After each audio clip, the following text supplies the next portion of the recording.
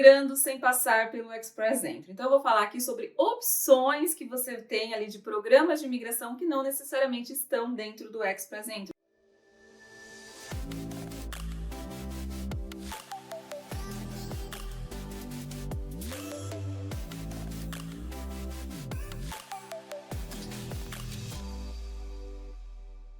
Olá pessoal, tudo bem? Bem-vindos ao meu canal, eu sou Karine Ana, eu sou consultora de imigração. Eu te ajudo a trabalhar, estudar e a imigrar para o Canadá. Hoje eu vou falar sobre imigrar sem passar pelo Express Entry. Então eu já vou pedir para você deixar o seu like, assinar o canal e ativar as notificações, porque tem vídeos novos toda segunda-feira. Quando a gente olha hoje o cenário de imigração do Canadá, você vai ver que a grande maioria dos programas de imigração, eles não são via Express Entry. E aí eu quero falar um pouquinho sobre esses programas, sobre as vantagens, sobre as desvantagens, sobre requerimentos, que obviamente vai mudar ali um pouquinho de província para província, tá? Mas no geral aqui como o cenário dentro do Express Entry para a imigração ele está muito difícil, então a ideia aqui é falar sobre opções adicionais que vocês possam vir a ter ali fora do Express Entry. Primeiramente, quando falamos de imigração para o Canadá, imigração econômica, tá, gente? Eu não vou me referir aqui a programas de classe familiar, de refugiados, nada disso. Vamos falar de classe econômica,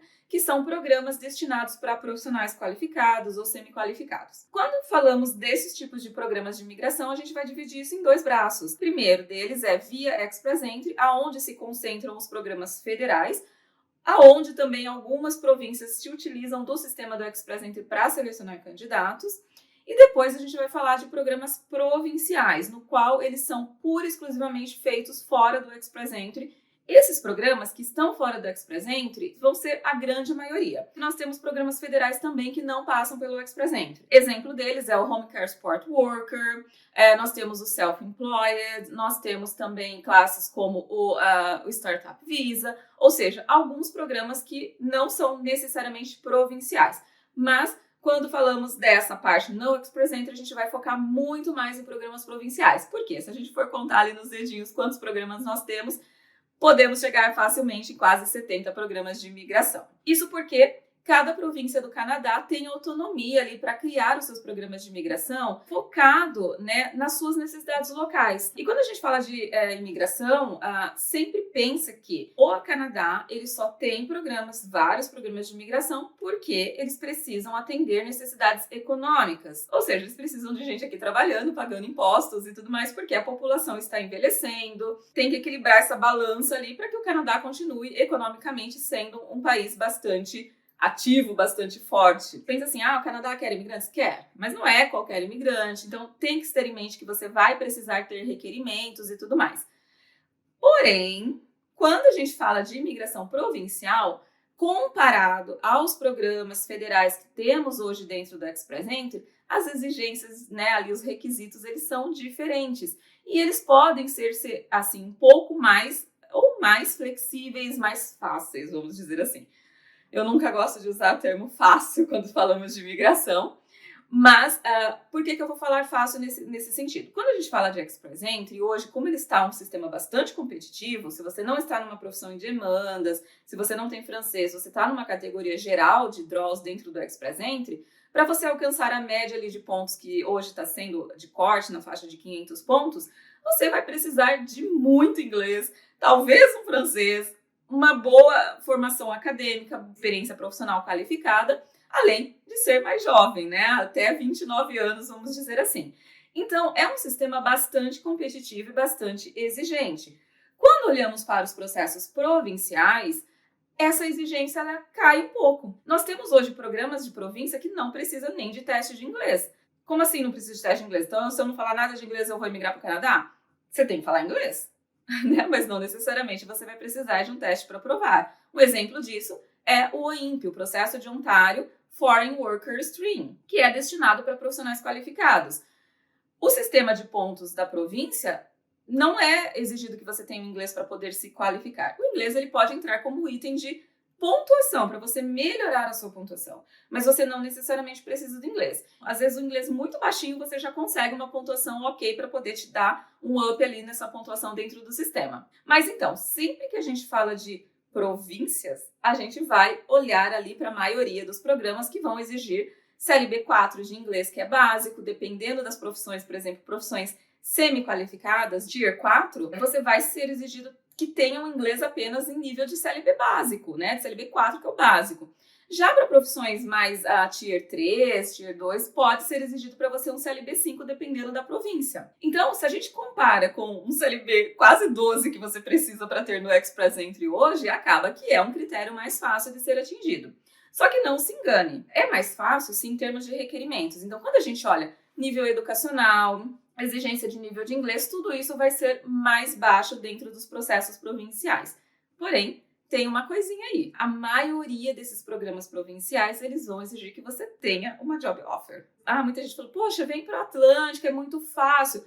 Sim, desde que você tenha job offer. E aí, muita gente esconde esse fato de que você precisa ter uma job offer. Não basta você chegar lá como visitante e tudo mais. Você tem que olhar todos os requerimentos do programa para ver se você se enquadra. Senão você vai chegar, você pode até conseguir uma oferta de trabalho, né? E não precisa necessariamente ser um LMIA, enfim, né? Vou colocar aqui o que é a definição de LMIA para vocês.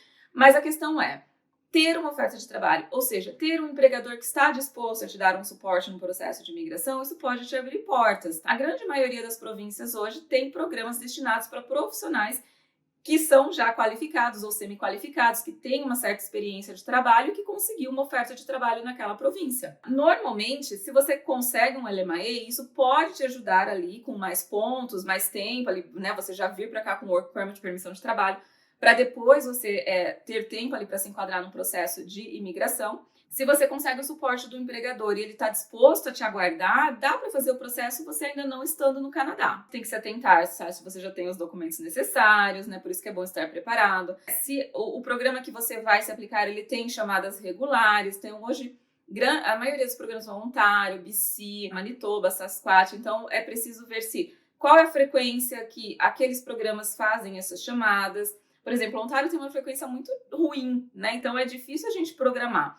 Por exemplo, o Foreign Workers Stream de Ontário, para quem não está aqui no Canadá, às vezes a espera acaba sendo muito longa. Desse programa nós tivemos praticamente 3 rodadas esse ano.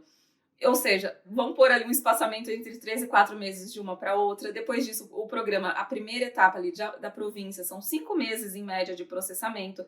Dá para ser feito antes? Dá, mas hoje em dia Ontário está mais lento. E aí pensa, se você já esperou quase 4 meses só para receber um convite, depois mais 5 meses para receber a nomeação, para aí a gente pedir seu work permit, pode ser que o empregador não queira te esperar. E aí num cenário como esse é muito mais rápido a gente pensar num LMIA antes e obviamente já alinhar ali, já amarrar o seu suporte para o processo de imigração provincial, tá? Por quê? O LMIA vai te dar a possibilidade de você vir para cá de forma um pouco mais rápida, né? E obviamente que o processo vai encaminhando em paralelo, certo? Nada impede da gente criar a expressão de interesse no sistema da província. Se você receber o convite, a gente enviar a tua aplicação. Lembrando que se você tem o suporte do empregador para um LMIA, vai ser muito mais fácil de te dar o suporte provincial. Não necessariamente você precisa do LMIA, como eu quero dizer aqui. Então, o LMIA ele pode ser uma questão de facilitador, para você estar aqui mais rápido com a permissão de trabalho, mas não necessariamente nesses processos você não precisa. Então, vamos dar um exemplo do BCPNP, que tem chamadas ali todas as terças-feiras. E você recebeu oferta de trabalho, pode se enquadrar em algumas profissões, ou dependendo da sua pontuação, nas rodadas gerais, você tem possibilidade de ser chamado logo. Então, a empresa não precisa fazer um LMIA para você. O processo de BCPNP, ele vai levar mais ou menos 3 meses para aprovação e sair a nomeação provincial, né? Como a gente tem as rodadas todas as terças-feiras, então é mais fácil a gente prever. Tendo as chamadas, um processo que tem 3 meses mais ou menos de processamento, para sair uma nomeação, para a gente pedir seu work permit, é um tempo viável para o empregador esperar. Ainda mais se ele tá precisando, ele tem uma demanda muito grande e tudo mais. Então, pensando nisso, tem províncias que é muito mais fácil da gente poder planejar essa questão. Províncias como Manitoba também tem rodadas ali mais frequentes. O processo provincial de Alberta, o Opportunity Stream, que não passa pelo Express Entry, ele não dá para a gente aplicar se você não tiver o LMIA ou alguma espécie de LMIA exempt, né? Uma permissão de trabalho através de um acordo comercial, International Agreement, vamos dizer assim. Porém, Alberta tem a possibilidade via Express Entry, tá? Que aí não é o foco desse vídeo, mas obviamente que é algo que eu vou explorar mais para frente. Então, assim, pensando em programas provinciais que não passam pelo Express Entry, mais uma vez, Todas as províncias do Canadá vai ter essa possibilidade. Vou falar um pouquinho sobre o IMP, que é o Atlantic Immigration Program. Esse programa ele é um programa que ele é federal, vamos dizer assim, mas ele é feito em conjunto ali com as 4 províncias do Atlântico. Então, ele é para beneficiar essa região do Atlântico. O que acontece com o Atlantic Immigration Program, que eu acho que ele é um programa bastante interessante, é o seguinte: a lista de empregadores que são designados do programa, ela é pública. É muito fácil a gente pensar, poxa, eu vou pegar essa lista, vou ali bater todas as empresas que estão ali, vou olhar empresa por empresa para ver quais estão com vagas abertas, e aí vou começar a me aplicar para essas vagas. Por quê? Aquelas empresas que estão ali, aqueles empregadores, eles já receberam um treinamento do governo e eles vão fazer a primeira etapa do processo até você conseguir o endorsement. Esse endorsement ele é equivalente a uma nomeação provincial e nesse momento a gente consegue pedir o work permit para você. Ele vai variar muito em termos de prazo de processamento. Eu já tive clientes que receberam o endorsement em 2, 3 semanas e já tive clientes que receberam em 60 dias. Mas mesmo assim é um prazo super ok. Então, por exemplo, procurar um empregador que é designado para o processo do Atlântico é muito interessante, porque ele já está muito ciente de como o processo funciona, ele está mais disposto a poder te ajudar e te dar o suporte ali que você precisa para você poder obter o seu processo de residência permanente, mas antes do seu processo de residência permanente se concluir, você já tem a possibilidade de aplicar para um work permit quando receber o endorsement. Eu vou deixar o link dos empregadores das províncias do Atlântico, porque eu acho que é um programa bastante interessante. Olha, vamos olhar no geral. O processo do Atlântico ele vai exigir que você tenha CLB 4 de inglês, dependendo do NOC. Então, por exemplo, se o seu NOC for um Tier 4, você vai ter CLB 4 de inglês. Se seu NOC for Tier 0, 1, 2, 3, você vai ter que ter pelo menos o CLB 5 de inglês, que é um pré-intermediário. Então, olha, básico ou pré-intermediário, dependendo ali da oferta de trabalho que você receber. O nível educacional exigido, ele é equivalente ao ensino médio. Então, você não precisa ter uma formação acadêmica, porque você recebeu uma oferta de trabalho de um empregador designado. Lembrando que a questão da educação, né, você vai ter que ter o Education Credential Assessment, que é a equivalência educacional. Pode ser o ensino médio, mas se você tiver mais, obviamente você vai fazer do seu grau mais alto. Por exemplo, se você está numa vaga de Tier 0 ou 1, vamos dizer assim, tem o requisito para desempenhar aquela profissão. Vou dar um exemplo. Há um Tier 1, que pode entrar ali, vamos pegar mais fácil na minha cabeça, que é um profissional de tecnologia. Vamos colocar lá um programador. O programa em si, para a imigração, não exige que você tenha um bacharel. Porém, para desempenhar essa função, está lá escrito nos requirements do NOC que você precisa ter um bacharel. E aí o que acontece se você não tem um bacharel ou o equivalente a uma experiência, enfim, se a gente não consegue, não precisa ser um bacharel necessariamente, mas alguma formação na área, por exemplo, superior. O que vai acontecer? Quando a gente vai pedir seu work permit, a gente tem que demonstrar que você tem capacidade de desempenhar aquela função, que você tem os skills, que você tem a experiência, que você tem tudo ali para desempenhar aquela função. E é aí que pesa a questão da sua educação. Então, não é para o processo de imigração, mas sim para o processo de solicitação do work permit, porque a gente tem que demonstrar que você tem capacidade de desempenhar aquele trabalho. Então, é importante olhar os requerimentos do NOC no qual você tem experiência, porque às vezes é isso. O processo de imigração não exige que você tenha uma formação acadêmica, assim, assado. Mas, dependendo do tipo de trabalho, você precisa apresentar alguma educação de nível superior, tá bom? Fazendo um wrap-up aqui, um programa de imigração que te exige CLB 4, que é o básico, ou pré-intermediário, que é o CLB 5, nível educacional de ensino médio, poxa, o requerimento é super baixo, mas você tem que ter oferta de trabalho, você tem que ter um empregador ali por trás querendo te dar o suporte no processo. Quando a gente fala de processo de imigração, ele não é um suporte como o LMIA, ele é mais simples de se fazer. Mas, mesmo assim, o empregador vai estar disposto. Então, o que eu falo dessa lista do Atlântico é isso, que os empregadores eles já conhecem o processo, eles já sabem que tem uma facilitação, então acaba que tem um approach mais fácil ali para você chegar. Mas, fora isso, as províncias do Atlântico também têm os seus programas de imigração, né, para quem recebeu oferta de trabalho. Fazendo um resumo aqui, em termos de requerimento, sempre que a gente fala de um programa provincial, você tem que sempre se atentar em uma coisa, que é qual é o vínculo que você vai ter com aquela província. Qual é a conexão que você vai ter com aquela província, tá?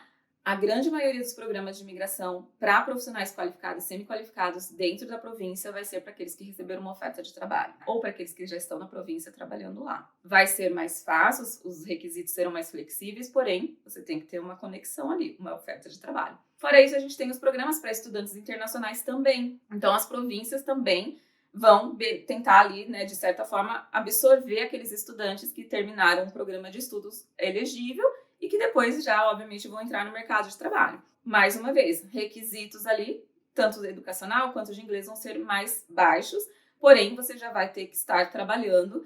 E aí, o que é importante ver aqui é de província para província muda bastante. Por exemplo, International Students em Ontário e em BC é só para profissões qualificadas, Tier 0, 1, 2 ou 3.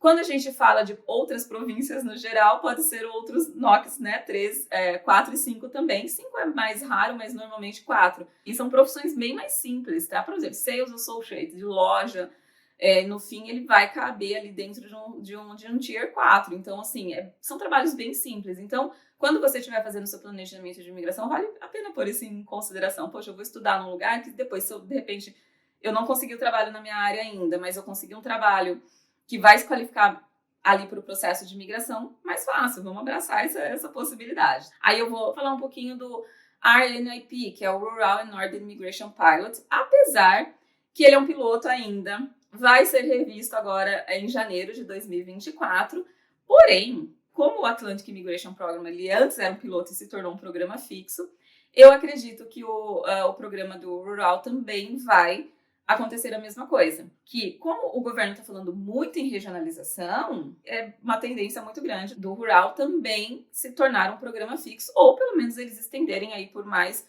alguns anos. E ele é uma ótima oportunidade, porque ele abrange cidades mais ao norte de todas as províncias do Canadá. Então, quando você olha, por exemplo, o BC tem 2 regiões que entram, se eu não me engano, Alberta são 3, Ontário são 5, então todas as províncias fora o Atlântico, que já tem o processo deles, vão poder se enquadrar ali dentro deste programa. A diferença é que são cidades que estão fora ali do radar de muita gente, tá? Então, essas são regiões que o governo tem interesse em desenvolver.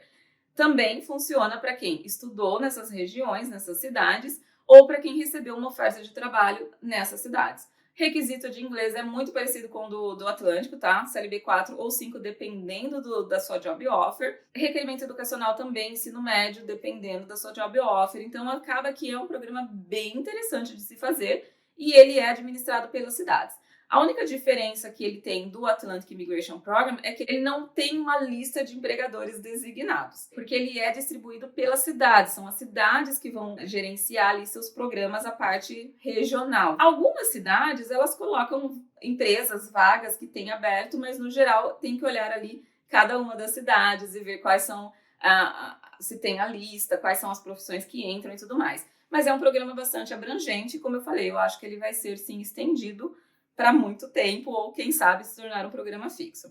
Eu não vou entrar aqui no detalhe do Startup Visa e também do Home Care Support Worker, porque, enfim, eu quero me concentrar mais nos programas provinciais, tá? E aí eu deixo esses programas para um outro vídeo. Então, lembrando que temos programas provinciais que não passam pelo Express Entry, nos quais os requerimentos eles vão ser bem mais acessíveis para o candidato, desde que esse candidato tenha uma oferta de trabalho ou tenha estudado lá e esteja trabalhando nessas províncias. Karina, eu consigo migrar de outra forma sem ter, né, alguma oferta de trabalho? Muito raro as províncias que têm esse tipo de programa que vai te beneficiar se você não tem uma oferta de trabalho. Eu vou falar um pouquinho do processo de Manitoba Skilled Worker. Ele é um processo no qual é possível que você cadastre a expressão de interesse se você não está na província e tudo mais. Ele vai te dar pontos ali por critérios, né? Vai ver seu nível educacional, ou seja, seu human core, ou seja, seus skills e habilidades e tudo mais. E depois ele vai te dar pontos por conexões. Então, ele pode te dar pontos se você tem parentes na província, até amigos muito próximos, né, na província e tudo mais. Porém, o que acontece é o seguinte, às vezes, o fato de você conseguir se registrar no sistema não quer dizer que você vai ser selecionado. E a pontuação que você vai obter com esses, né, Human Core, mais conexões e tudo mais, ela não é suficiente para você ser selecionado. Então, enfim, se você tem uma oferta de trabalho, isso vai te abrir muito mais portas. Essa é a verdade. Os critérios dentro do Express Entry, eles estão muito altos para as rodadas gerais E se você não se enquadrar em nenhuma das listas de profissão ou não tiver o francês, o seu planejamento pode ser provincial. Então, é focar em busca de trabalho no Canadá ou focar em fazer um programa de estudos aqui e aí vir naquele planejamento com, né, você e teu cônjuge, onde um vai para o mercado de trabalho. Por quê? Conseguir a oferta de trabalho quando se está aqui com Work Permit, ela vai ser bem mais tranquilo do que conseguir de fora. Eu sempre me pergunta o quão viável é, o quanto é real conseguir uma oferta de trabalho não estando no Canadá. É possível, gente, acontece, ainda mais que tem áreas de extrema demanda aqui, mas eu vou dizer para você que não é uma coisa tão fácil. Eu acho que os empregadores, eles vão sempre esgotar as possibilidades que eles têm ali dentro, né, da província, da cidade, estudantes que acabaram de se formar, quem está aqui com Work Permit, para depois abrir para profissionais estrangeiros. Então, acaba que você tem ali uma competitividade maior. Mas não é algo tão impossível, tá? Acontece. Hoje eu vejo cada vez mais as empresas dispostas, especialmente hoje, vamos falar de área de construção, tem uma certa disponibilidade ali. Então, tem áreas que são mais fáceis conseguir essas ofertas de trabalho.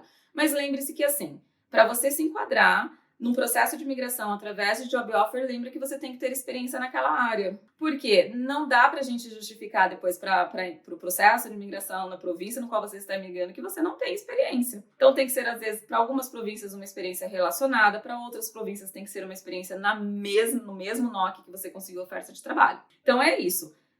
Não tô no par ali para Express Entry, então o seu planejamento vai ter que ser ou via oferta de trabalho ou via estudos aqui no Canadá. Eu vejo muita gente ouvindo assim, eu vi que para falar para o processo do Atlântico eu não preciso nem ter inglês, o meu inglês tem que ser baixo. Sim, desde que você tenha uma oferta de trabalho ou algum item de conexão, enfim. Tem que ter um algo a mais, tá? Ou vai ter que entrar ali dentro do Express Entry e concorrer com todo mundo que está lá dentro. Lembrando que tem províncias que selecionam candidatos dentro do Express Entry também. E aí, para esse tipo de seleção dentro do Express Entry, quando as províncias vão lá buscar, não necessariamente elas estão tendo como critério de requerimento que você tenha uma oferta de trabalho. O processo de Ontario Human Capital Priorities e o French Speaking Skilled Worker são dois exemplos aí de programas que são através do Express Entry, no qual você não precisa de oferta de trabalho. Mas assim, na grande maioria, os programas provinciais que não passam pelo Express Entry, você vai precisar de uma oferta de trabalho. Então é isso, gente. Eu espero que eu tenha ajudado vocês a esclarecer essa divisão ali, né, de como que funciona. Se você gostou, compartilha com um amigo seu que precisa dessa informação. É muito importante que você dê esse like nesse vídeo e apoie o meu canal, tá bom? Muito obrigada e até o próximo vídeo. Tchau, tchau!